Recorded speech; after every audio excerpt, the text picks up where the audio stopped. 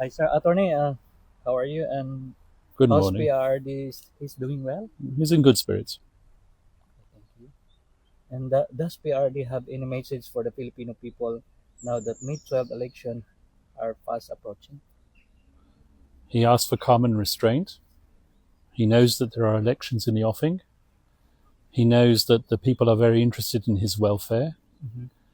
And he also knows that there is a tendency, perhaps, for people to get excited and not to respect the judicial process. He insists that the judicial process be respected, that there be no interference in that at all. Thank you, Attorney. And Attorney, how do you respond to the ICC Judges' rejection of your proposal?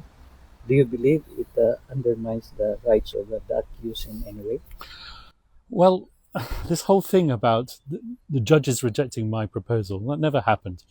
All that happened was that there were two activist victims representatives by the names of Joel Butian and Christina Conti, who made all sorts of assertions in the press that I had asked to restrict victims' participation in the process by limiting the ID documents that could be used. That never happened. All I was doing was I was relying on what the Philippine social security system requires for ID to be verified in the Philippines. What they don't tell you is that they were not accepted at this present moment in time to be representatives of the victims, rather the OPCV, which is the unit which is dedicated to representing victims at the ICC. So this is not a question of the judges rejecting something that the defense asked for. This is a response that the defense made to the VPRS, which is the internal court unit which is responsible for assessing victims' applications. That's all we did. We made observations. We didn't make a request which was rejected. That's a big lie. Yeah. So do you think the ICC sets dangerous precedent by relaxing documentary requirements, particularly in highly politicized cases like this? Once again, this whole issue of it being a dangerous precedent is not something that we created. It's something that's in the minds of Joel Butian and others.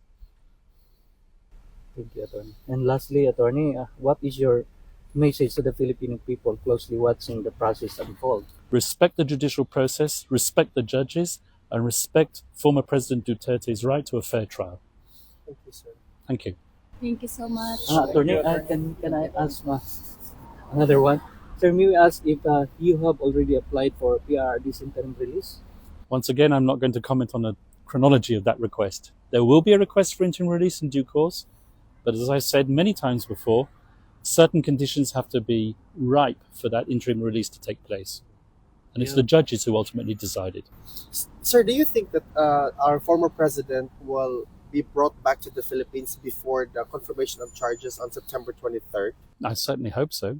In fact, I can't understand why he's here. He's a Filipino citizen. Yeah. There's a Filipino president in that country who threw a Filipino citizen over here to be tried.